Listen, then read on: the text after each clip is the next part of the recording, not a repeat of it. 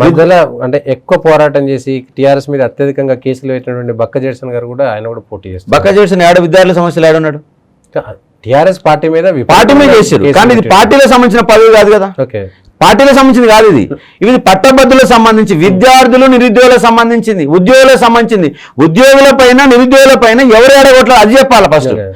నేను కరెక్ట్గా నా పాయింట్ ఏంటంటే, ఏ వర్గం అయితే ఓటర్లుగా అయితే ఉన్నారో ఆ వర్గం కోసం అశోక్ సార్ పనిచేసిండు. బీజేపీ కాంగ్రెస్ అన్ని వర్గాల కోసం కొట్లాడినాయి కదా. టీఆర్ఎస్ అధికారం ఉన్నప్పుడు కాంగ్రెస్ అన్ని సమస్యల మీద మీరు అన్ని సమస్యలు కొట్లాడి, అశోక్ సార్ ఒకటే సమస్యను కొట్లాడింది కదా. ఓకే, పైగా సబ్జెక్టు పైన రేపు నిలదీయడానికి నా దగ్గర సబ్జెక్ట్ ఉంది. ఇప్పుడు ముగ్గురు ప్రధాన పార్టీలో ముగ్గురు పెట్టండి, నన్ను పెట్టండి, 5 పెట్టండి. విద్యార్థుల పైన ఎవరు మాట్లాడితే చూద్దాం. ఓకే, పైగా నేను 4-5 ఏళ్ళు కొట్లాడుతున్నా. 2010 నుంచి పాఠం చెప్తున్నా. 1 లక్షల మంది పాఠం చెప్పిన.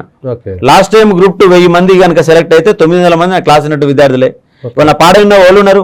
గురుకుల విద్యార్థులు 3 లక్షలు, డిఎస్సి విద్యార్థులు 3 లక్షలు, గ్రూప్ 1 వాళ్ళు 4 లక్షలు, గ్రూప్ 2 వాళ్ళు 5 లక్షలు, దాంతో కూడా ఎస్ఐ కాన్స్టిట్యూషన్ 8 లక్షలు.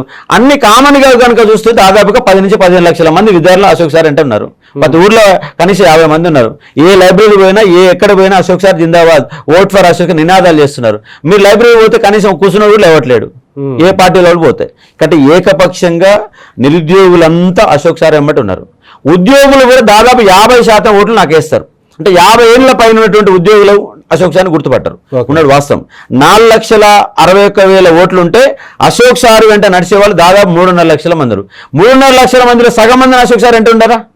ఎందుకంటే ఎవరికైతే ఏ అవసరం వచ్చిందో వాళ్ళ కోసం కొట్లాడుతున్నా. ఇవాళ ₹1 కోర్సు ఇచ్చిన నాకు బలమైనటువంటి ఒక లక్ష్యం ఉంది. లక్ష్యం ఏంటంటే, ఇవాళ డబ్బులు లేకుండా ఎవడైతే ఇబ్బంది పడుతున్నారో వాళ్ళందరికీ ఉచితంగా రేపు మన కోచింగ్ ఇవ్వాలి, ఆన్లైన్ ద్వారా ఇవ్వాలి. గవర్నమెంట్ ఎట్లా ఇవ్వదు.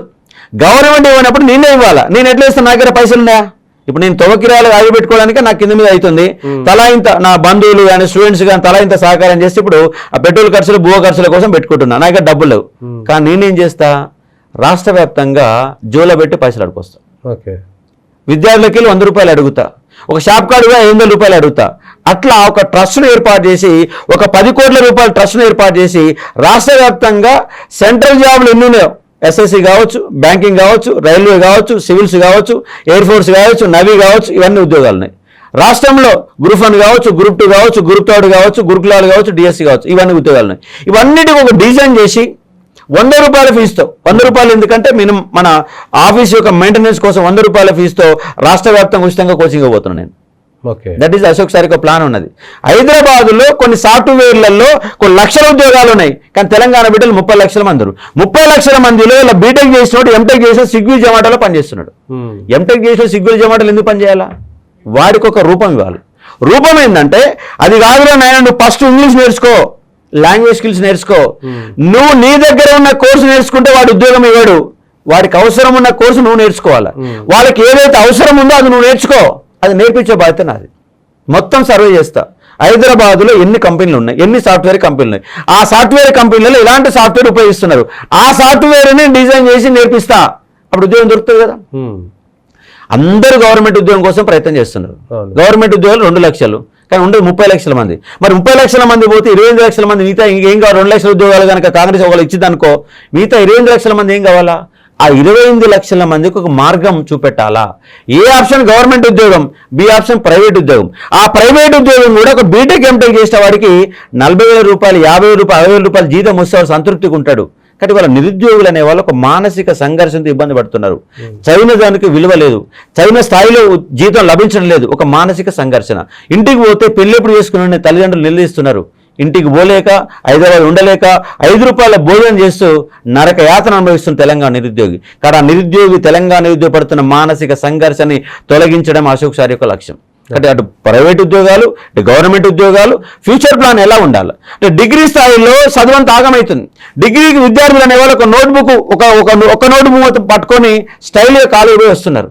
డిగ్రీలు ఆగమైపోతున్నారు. పేరుకు పట్టా వస్తుంది, కానీ క్వాలిటీ ఉండట్లేదు. రేపు అన్ని డిగ్రీ కాలేజీ తిరుగుతాం. మొత్తం విద్యార్థులందరూ మోటివేట్ చేస్తా.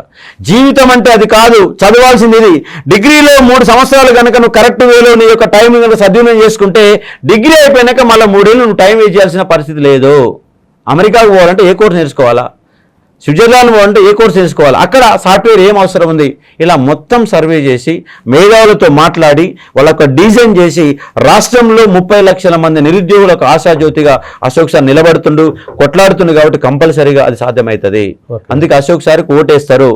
వాళ్ళే వేస్తామని చెప్తూ నేను చెప్పడం కాదు, వాళ్ళే ఓటేసిన అంశాన్ని ఇక్కడ మీరు అర్థం చేసుకునే ఒక ప్రయత్నం చేయవచ్చు.